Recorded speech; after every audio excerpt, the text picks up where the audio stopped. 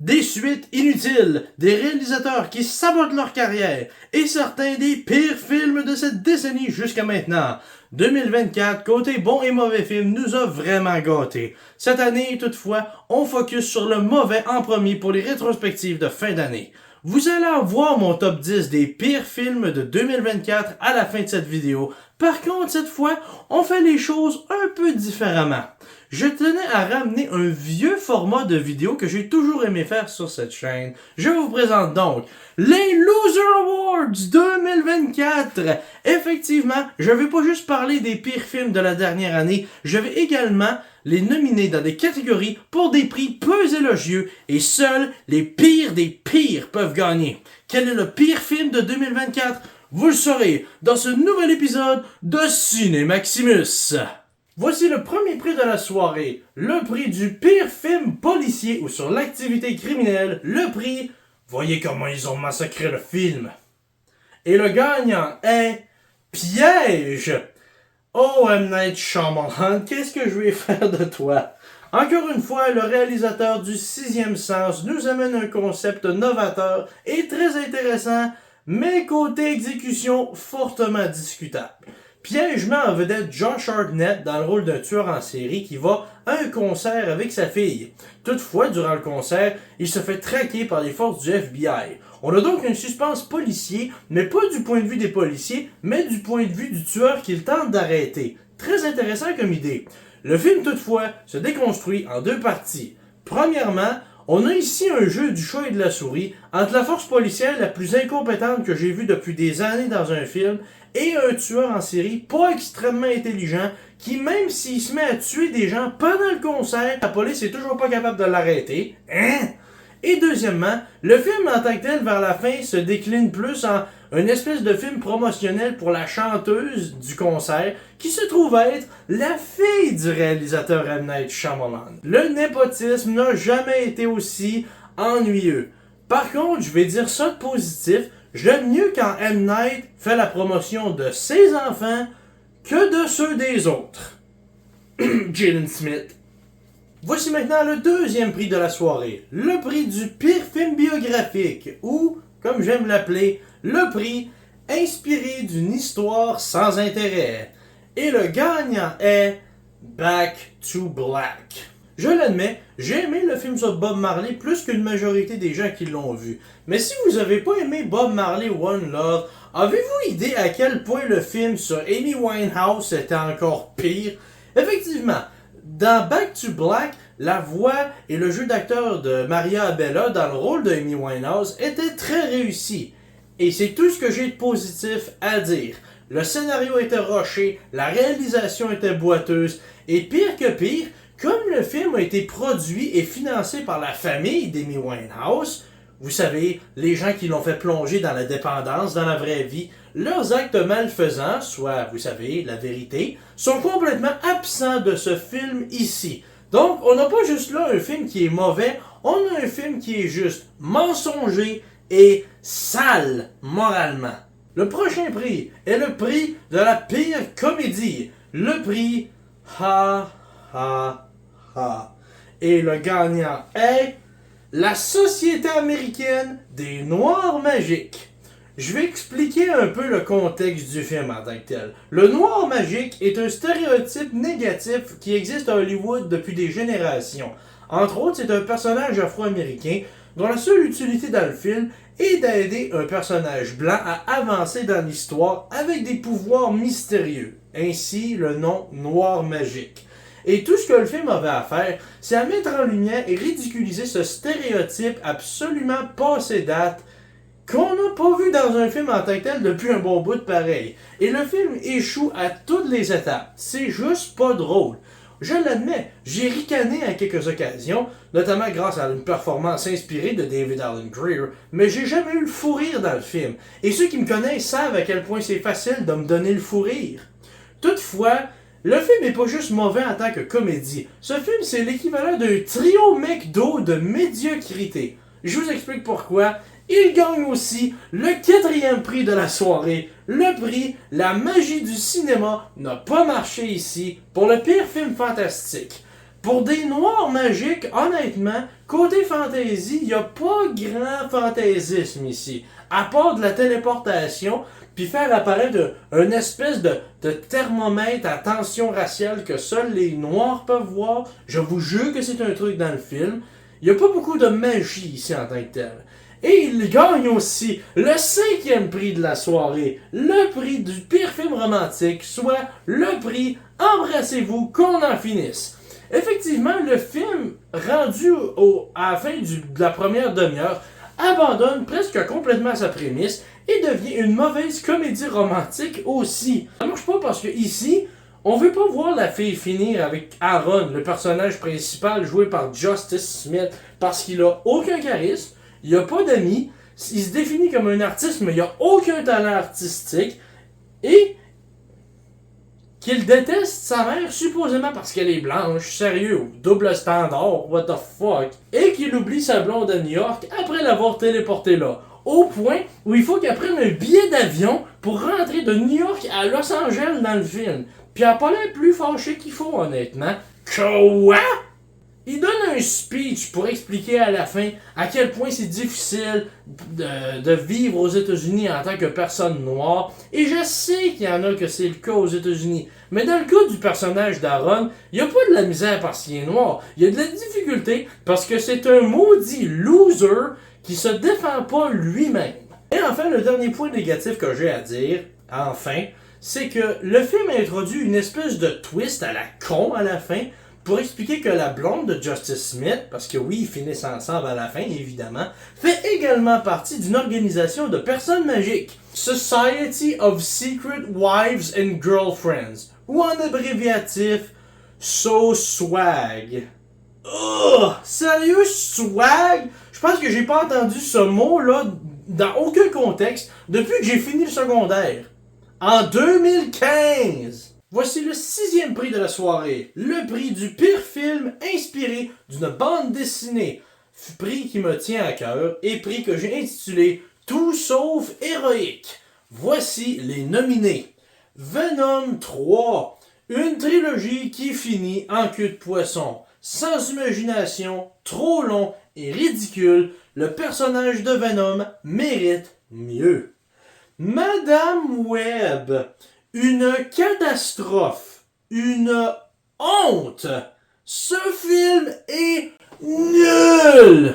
Joker, folie à deux. L'histoire de deux crimes commis non pas par les personnages, mais par le réalisateur Todd Phillips. Le premier étant Blanchiment d'argent, parce que bull fucking shit, le film a coûté 200 millions de dollars. Il a le même look et le même niveau de production que le premier film, qui avait presque 4 fois moins de budget. À moins que Joaquin Phoenix, Lady Gaga et Brendan Gleeson ont été payés genre 60 millions de dollars chaque, ce coût de production n'a pour moi aucun sens. Et le deuxième crime, assaut prémédité sur l'audience pour nous avoir délivré une suite aussi décevante et insultante quand on la compare au premier film. Au final, ce film-là représente 3 mauvaises raisons de faire un film. Le réalisateur Todd Phillips voulait envoyer chier l'audience qui avait aimé le premier film. Joaquin Phoenix dans le rôle du Joker, oh excusez-moi, Arthur Fleck, voulait prendre la vedette dans une comédie musicale. Et Lady Gaga voulait faire la promotion d'un album. Ouch! Et le gagnant est... Madame Webb! Quand c'est rendu que ton actrice principale soit Dakota Johnson se moque du film avant même qu'il soit en salle de cinéma, c'est juste triste. Like, again, just... 4%. 4%. Which is like 15 minutes of one. Voici maintenant le 7e prix, le prix du pire film de science-fiction, ou comme j'ai intitulé, le prix « Je veux quitter cette planète ». Les nominés sont Rebel Moon, deuxième partie, et Rebel Moon, Director's Cut. Une perte de temps monumentale, peu importe quelle version du film vous écoutez. Coller 2 mauvais films ensemble et rajouter des scènes de sexe inutiles pour en faire un film de 6 heures. Zack Snyder, ça devrait être fucking illégal ce que t'as fait. Mégalopolis. Voici une expression que j'aimerais utiliser et inventer à partir de maintenant sur cette chaîne. Lancer la chaise. Vous savez, comme cette scène dans Malfaisant, v'là une couple d'années.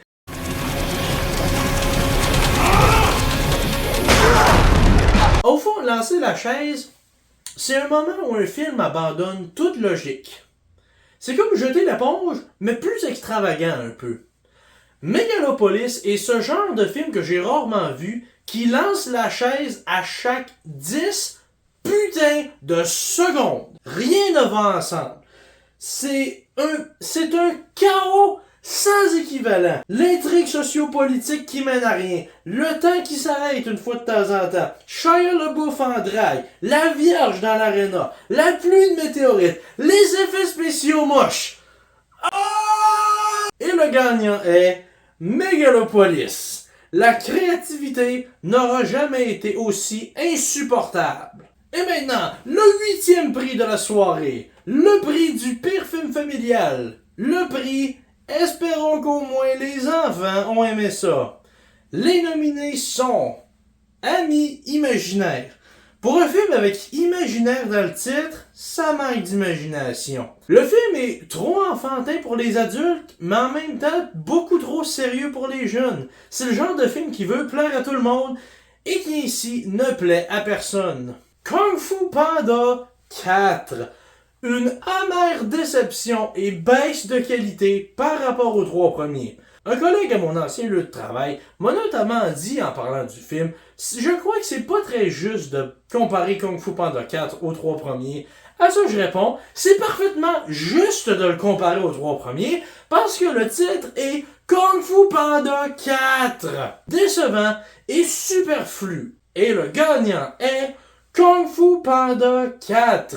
Il rejoint ainsi le panthéon des autres films d'animation avec un 4 dans le titre ou qui sont juste le 4e d'une série de films qui sont complètement inutiles et superflus. Il rejoint ainsi Histoire de jouet 4, Shrek 4 et L'Air de glace 4. Maintenant, le prix numéro 9, le prix du pire film d'action de 2024, le prix Action. J'ai dit action! Godzilla et Kong, le nouvel empire. Pour paraphraser mon père, c'est pas bon signe quand un film de Godzilla fait penser à Pokémon. Je suis d'accord. Argyle. Matthew Vaughn, réalisateur de la trilogie Kingsman, a finalement poussé le bouchon trop loin. Argyle est un solide 2h18 de lancer de chaise. Ce film-là, c'est la notice rouge sur du speed. J'avais l'impression qu'à chaque 2 fucking minutes, le film introduisait un nouveau twist à la con. Ça et techniquement, le film est Argyle 4. Parce que oui, Matthew Vaughn a 3 autres histoires en tête pour 3 autres films de la saga Argyle qui se produiraient dans les événements avant celui-ci. Dude, j'ai plus de chances d'obtenir une fucking médaille olympique que t'as de chance de faire un autre film Argyle. Et le gagnant est Argyle. Sans aucune surprise. Prix numéro 10. Voici le prix Tcha-ching remis au pire placement de produit dans un film de 2024. Et le gagnant est Pepsi dans Madame Web. Pepsi a tué le méchant dans Madame Web. Donc Pepsi est le héros de Madame Web.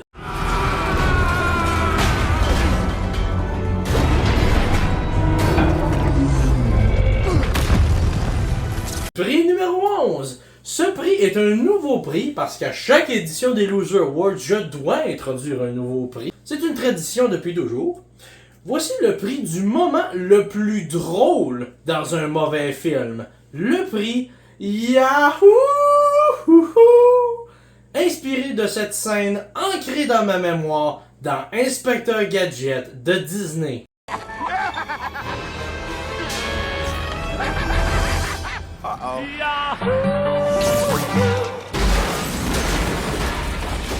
Les nominés sont La scène où John Voight demande à Shia LaBeouf de regarder son érection dans Megalopolis. What do you think of this boner I got? Will outlive you. Wow, you Wall Street slut. This is your closing bell. Arthur demande à Lady Gaga d'arrêter de chanter dans la comédie musicale Joker 2. Just talk to me. Just talk. Stop saying. Et enfin, la scène d'intro dans Argyle.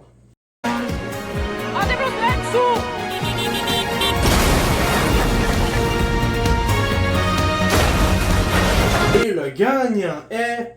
Regarde mon érection dans Megalopolis! What? J'ai regardé cette scène, ma gueule est tombée à terre. Je n'en revenais pas de ce que j'ai vu. Sérieux, ce film est une énigme.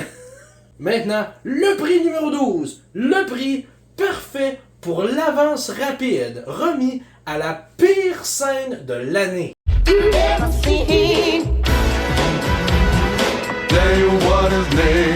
Les nominés sont toutes les scènes de la dernière demi-heure dans Argyle, le discours d'Aaron dans la Société américaine des Noirs magiques, Arthur se fait violer en prison dans Joker 2, Arthur laisse un message au téléphone à Lady Gaga dans Joker 2, Arthur crève comme une merde en prison dans Joker 2, et enfin, la scène Go Back to the Club dans Megalopolis.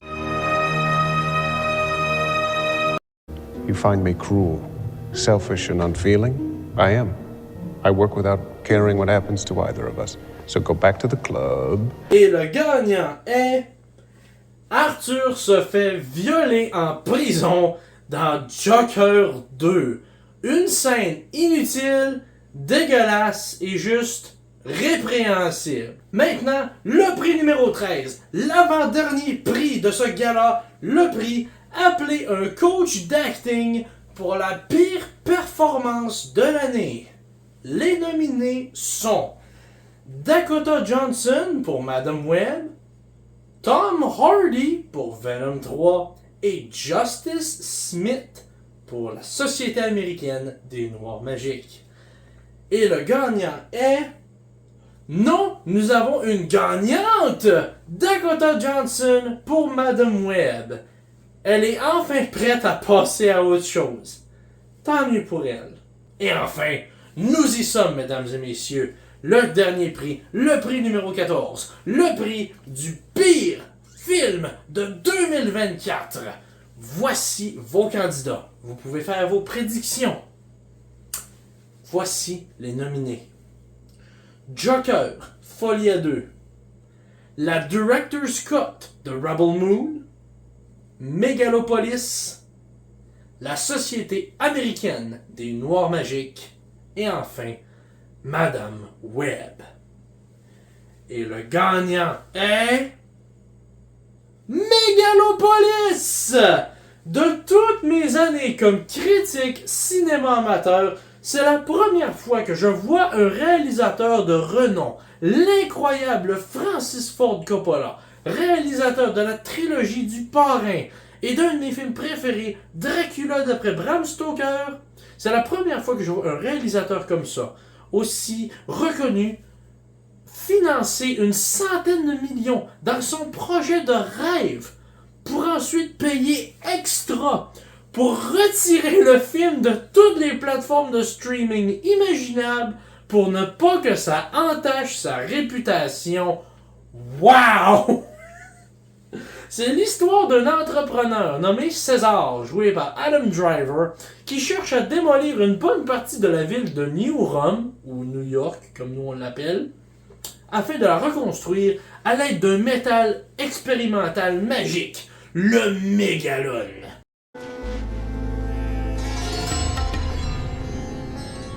Mais le film prend des détours interminables.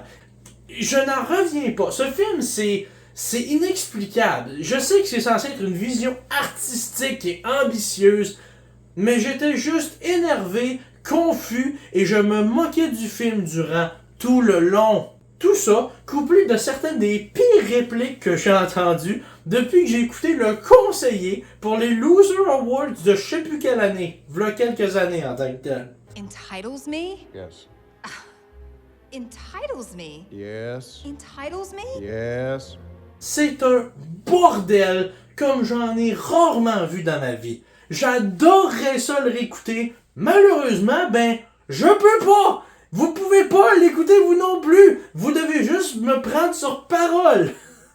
Ainsi finit la portion où je remets les prix. Et comme j'ai promis au début de l'émission, voici mon top 10, ou devrais-je dire, le bottom 12 des pires films de 2024, dans l'ordre, pour ceux qui veulent le savoir. Numéro 12, Godzilla vs Kong. Numéro 11, Ami imaginaire. Numéro 10, Kung Fu Panda 4. Numéro 9, Venom 3. Numéro 8, Piège. Numéro 7, Argyle. Numéro 6, Back to Black. Numéro 5, Joker Folie à 2. Numéro 4, Rebel Moon deuxième partie. Et Director Scott. Maintenant, le podium de la médiocrité. Numéro 3, La Société américaine des Noirs magiques. Numéro 2, Madame Web. Et numéro 1, nul autre que Megalopolis. Maintenant, juste avant la fin, j'aimerais vous partager les leçons et morales que les mauvais films de 2024 ont tenté de nous apprendre. Personne ne sera mal à l'aise à votre lieu de travail si vous parlez à votre ami imaginaire, même durant votre crise de quarantaine. Votre vie vous semble ennuyeuse, c'est parce que vous êtes un agent secret qui a souffert d'un lavage de cerveau. Le meilleur moyen pour qu'un tueur en série confesse ses crimes est de le violer en prison. Les stéréotypes racistes améliorent les relations entre les ethnies. Et enfin, ma leçon préférée de toute l'année, merci à Megalopolis, vous êtes un entrepreneur et êtes incapable d'obtenir un permis pour démolir un quartier, attendez juste la prochaine pluie de météorites. Ça vous coûtera moins cher et fera le travail pour vous. C'est tout pour cette édition de Cinemaximus. Je serai bientôt de retour pour ma vidéo sur les 10 meilleurs films de 2024. D'ici là, bonne écoute et bon cinéma. Bye bye!